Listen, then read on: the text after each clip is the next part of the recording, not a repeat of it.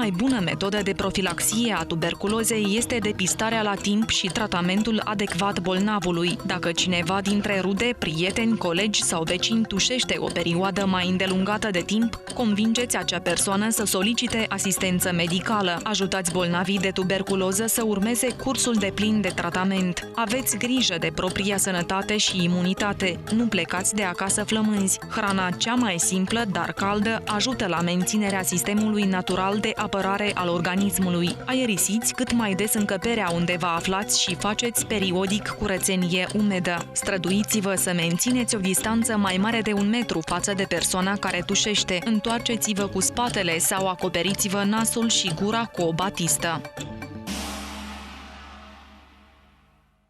Prieteni, tuberculoza nu este boala unei anumite categorii de oameni. Ea nu face diferență de sex, vârstă, stare socială.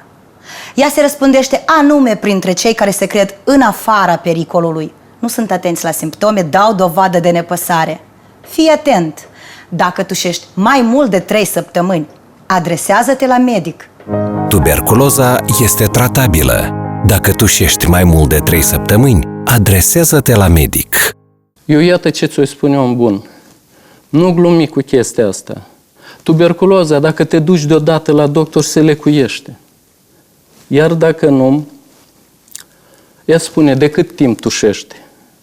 Ai vreo 3 săptămâni, așa? Și ce aștepți? De ce nu te duci la doctor?